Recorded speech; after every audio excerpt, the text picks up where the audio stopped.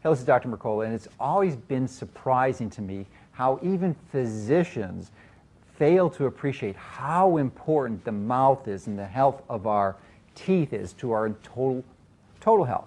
And if you've been following the site for a while, you know we've been placing a great bit of emphasis on the dangers of mercury in dentistry and how it should be avoided. In fact, there's just no way I think it should ever be indicated or used. You just need to avoid it like the plague because it's a potent neurotoxin. And it's a biohazard and it just should not be available. But is this the only problem with having proper dental health?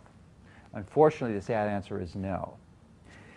Because if you suffer with a chronic disease, it's really important to understand that there's a factor in your illness that could be a result of root canal surgery. That is because every year in the United States alone, 25 million root canals are done.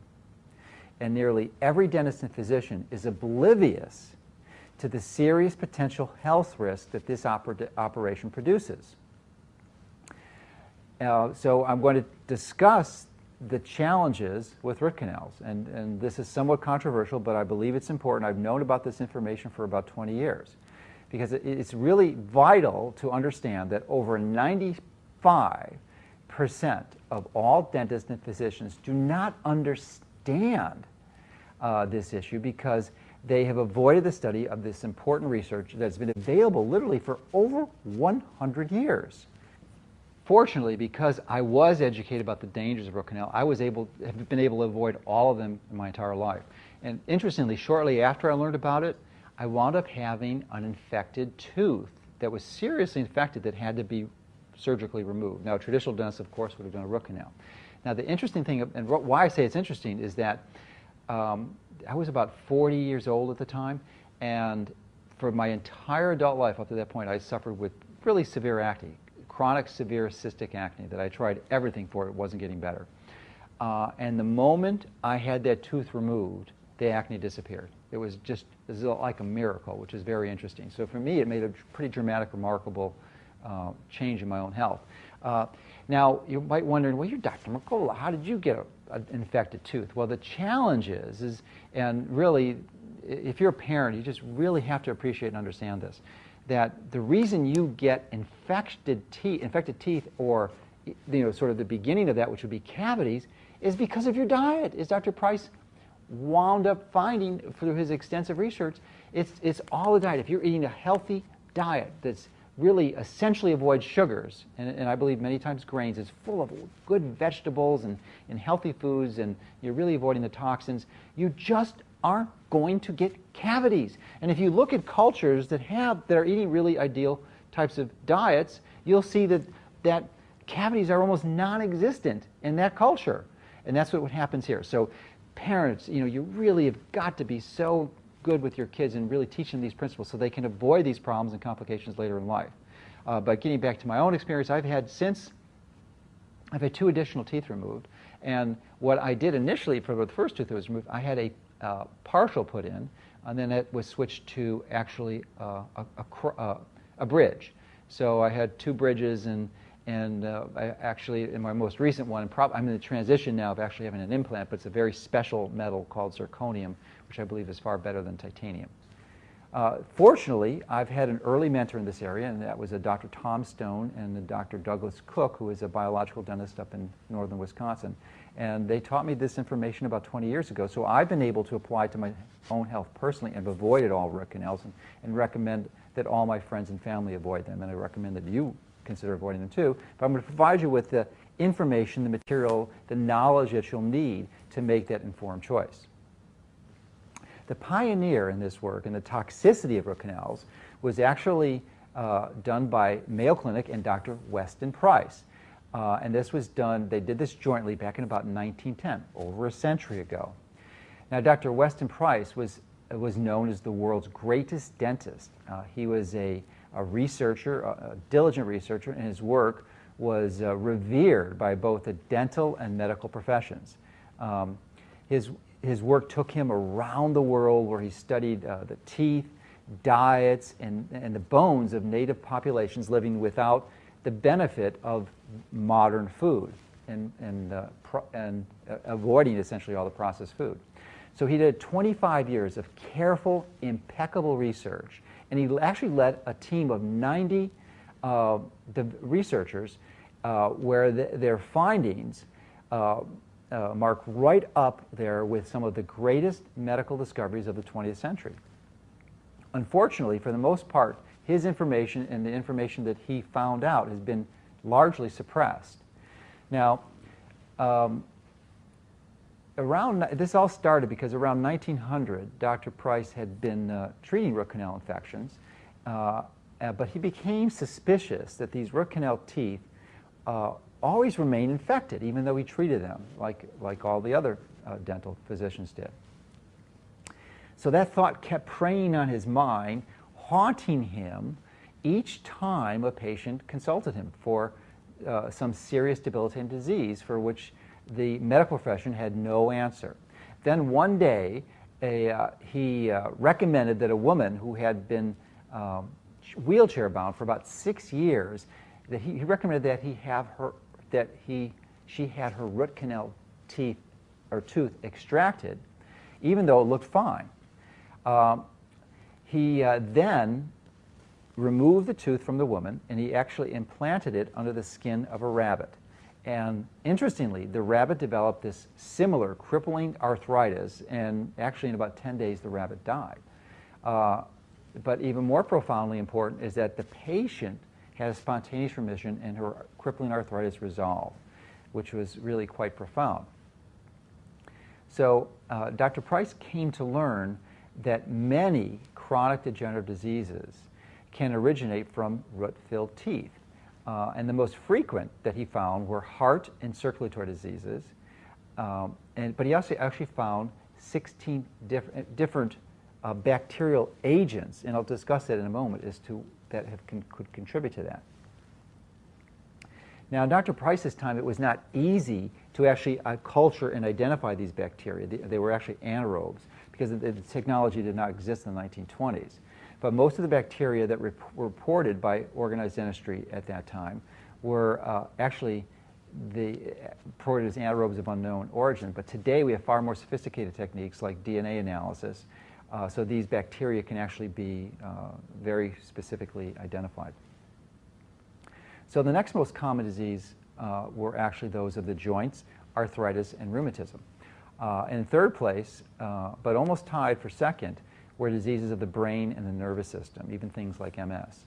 So after that, any disease you can name, for the most part, might have actually had a cause from root canal-filled teeth. And there may have been a correlation between the actual position of the tooth and the acupuncture meridian that it occupied. So a root canal tooth in one area might cause one symptom, where in another area of the jaw could cause another symptom. So Dr. Price learned that primitive tribes with ideal nutrition and avoiding all processed foods had perfect teeth without cavities or gum disease. As soon as these natives, though, started adapting the food to the Western advanced types of diets or the advanced nations, their teeth became deformed, full of cavities. They had gingivitis. They started getting diabetes and all the other diseases of Western nations. So it was obvious to him that human degenerative diseases were fundamentally a nutritional problem. So he discovered that it is mechanically impossible in his process to actually sterilize a root canal tooth. And that's what most dentists believe, that you can physically sterilize this. But Dr. Price learned that it's impossible, and I'll tell you why. And here's where the confusion lies. Because no matter what material or technique Dr. Price used, the root filling shrinks minutely and even microscopically, but it does shrink. And this shrinking sort of protects the inner canals from being sterilized. So this is the key, because of the bulk of the solid appearing tooth, called the dentin, actually consists of miles of tiny tubules. Because, and this is what we know now, but what's taught in most dental schools and what most dentists believe is that a tooth only has 1 to 4 major canals. But what they don't appreciate and is really not taught in dental school, and is never really mentioned, are these accessory canals. And Dr. Price identified as many as 75 separate accessory canals in a single tooth. Now, this is where the issue becomes, because these microscopic organisms, typically aerobic bacteria, reside in these tubules, and they fail to become sterilized because there's essentially 3 miles of these tubules. If you lay them in there, there's 3 miles of them. And when this tooth is sterilized and a root canal is formed, root canal tooth is formed, you create a different environment. And this environment is actually isolated from the normal environment of the body, and as a result of there's no oxygen present, so these normal bacteria which require oxygen sort of mutate and morph to these dangerous anaerobes, and it's bad enough that you have these morphated bacteria, but what happens is that these bacteria produce toxins, and these toxins can be released every time you chew. So what many people fail to realize is that a root canal tooth has no fluid circulating through it. But the maze of these tubules, these 3 miles of tubules remains, these accessory tubules. So these anaerobic bacteria that live there, they're remarkably safe from any antibiotics. You cannot kill them with even IV antibiotics because there's no way for those antibiotics to reach them. So the bacteria can migrate out into this surrounding tissue where they can sort of hitchhike into other tissues of the body. And the new location can then be any organ, a gland or tissue, and a new colony will be set up where sort of serves as a focus for chronic infections. So one of the things that makes it difficult to understand is that there's a large, relatively harmless bacteria common to the mouth. They change, as I mentioned. They actually morph, and they adapt to these new conditions. So they shrink in size in these cramped quarters. They don't have any the normal oxygen supply, and they morph and they learn to exist and thrive with little food and little oxygen. So those that need oxygen, these aerobic bacteria mutate, and they become able to get along without it, essentially changing into these anaerobic bacteria. And in the process of adapting, these formerly friendly, normal organisms become pathogenic, capable of producing disease, bacteria. And they become more virulent, and they produce potentially very serious potent toxins.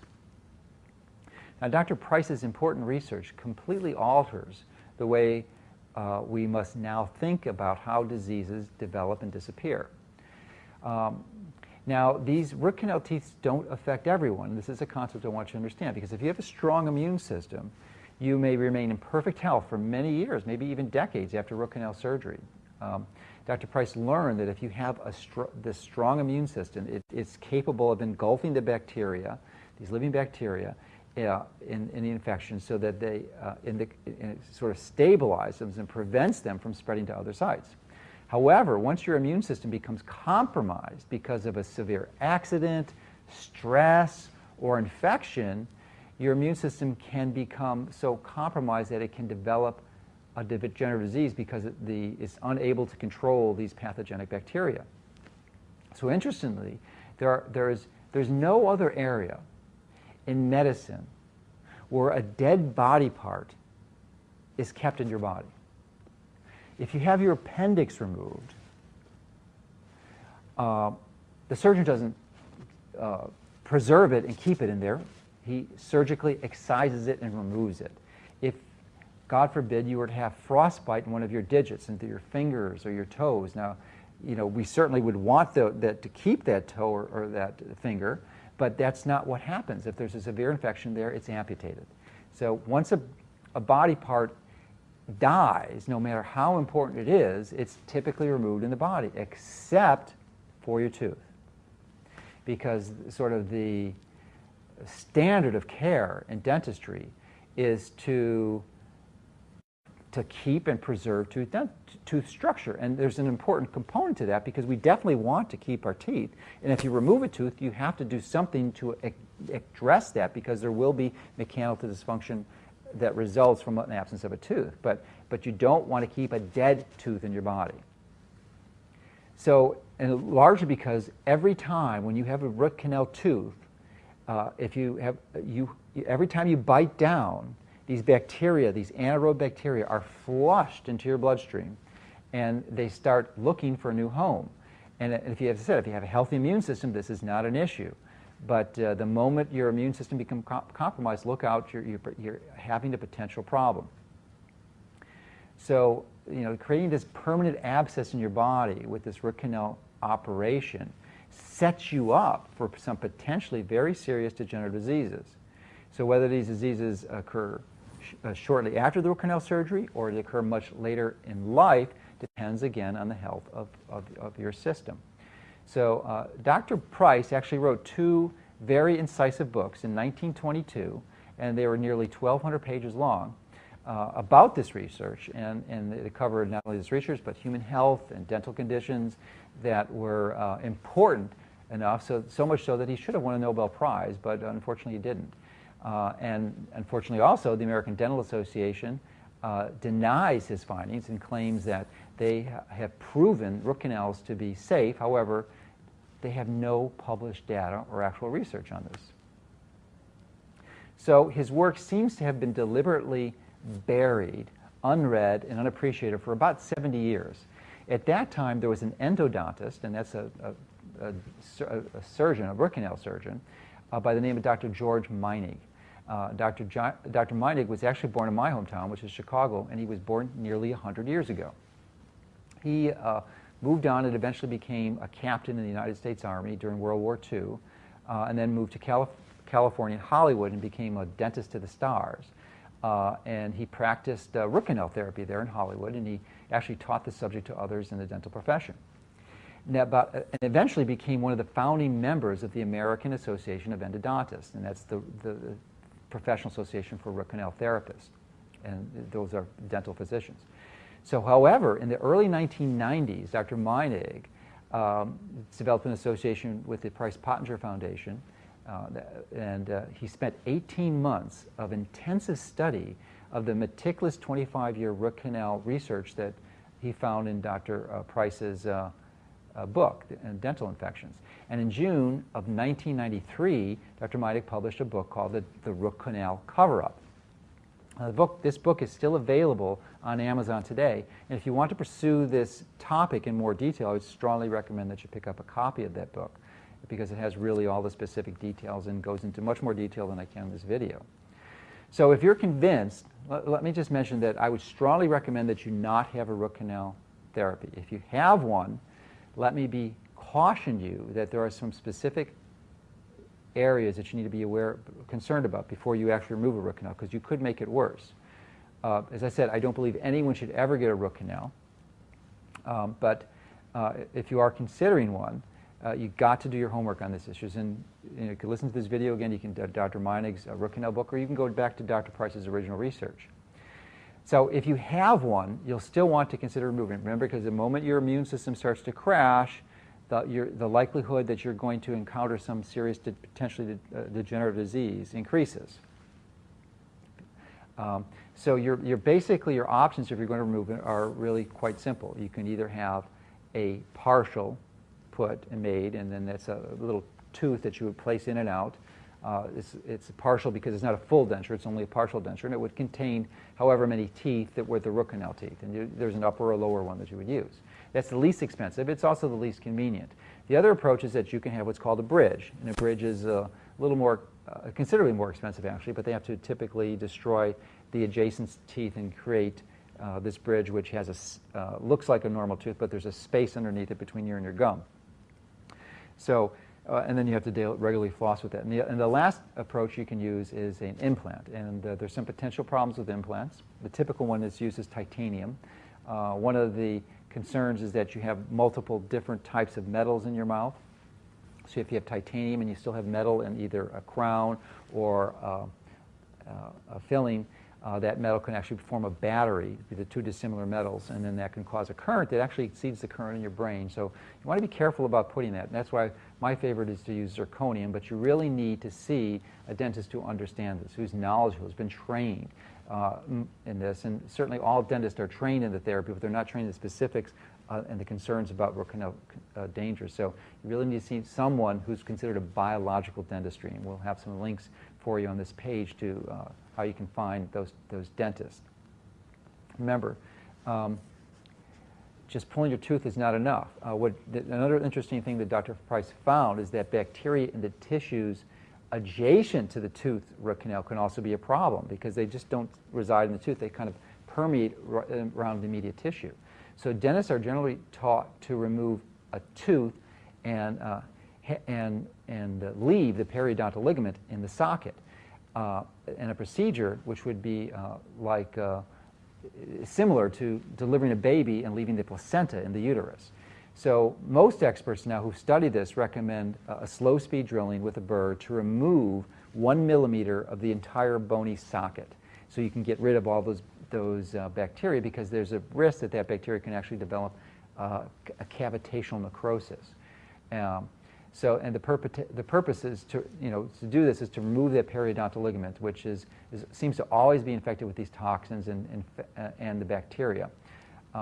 Typically a streptococcus that's living in those dental tubules. Again, the first millimeter is typically removed with a slow drill. So this is in direct contrast to, as I said, what most dentists use and they're taught in dental school, which is to preserve the teeth, to save the teeth, to perform a root canal, to preserve the structure. And they really think they are doing the best they can for you, but they're unaware of the research that Dr. Price did, or if they are aware of it, they're convinced that the American Dental Association knows better and has disproven this when they haven't. So it's really an important topic, and when I was practicing medicine, if a person came in, I would routinely would look for anyone who's had a root canal. Didn't mean they have to remove it at that time, but it was always a factor that we would consider that could be sort of a hidden variable that we weren't aware of that would prevent the person from really achieving their full highest level of health. So it's really an important information to have, and most people are not aware of this, and then hopefully this information will start to spread, and people will be knowledgeable that this could be one of those hidden factors that may be contributing to any degenerative disease that they're having. Because really it's paying attention to details that we all need to have to find out the mysteries so that we can truly take control of our health.